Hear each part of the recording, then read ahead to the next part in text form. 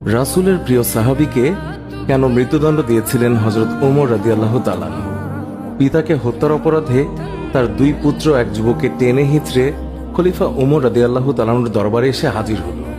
তারা বলল, এই ব্যক্তি আমাদের পিতাকে হত্যা করেছে, আমরা এর সঠিক বিচার চাই।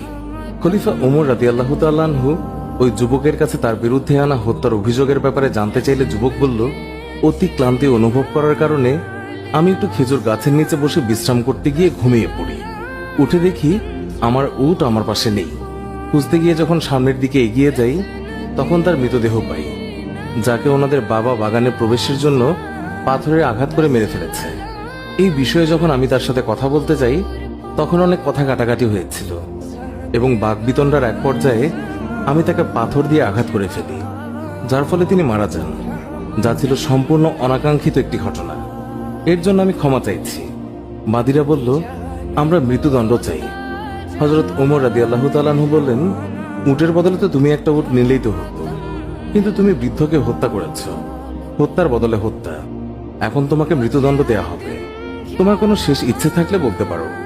লোকটি বলল, আমার কাছে কিছু ঋণ এবং আমানত আছে, আমাকে যদি কিছুদিন সময় দিতেন তাহলে আমি বাড়ি গিয়ে সেই ঋণ এবং আমানত পরিশোধ করে আসতাম। খলিফা ওমর রাদিয়াল্লাহু তাআলা আনহু বললেন, তোমাকে তো একা ছাড়তে পারি না, তুমি যদি তোমার তরফ থেকে কোনো জিম্মাদার রেখে যাও তবে কিছু সময়ের জন্য তোমাকে মুক্তি দিতে পারি।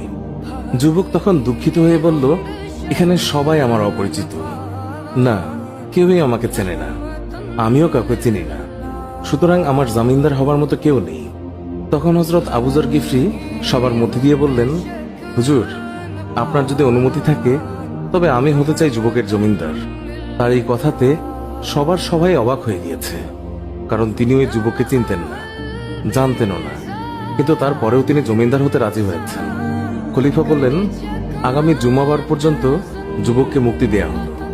জুম্মার আগে যুবক যদি মদিনায় না আসে তার পরিবর্তে আবু যরকে মৃত্যুদণ্ড দেয়া হবে।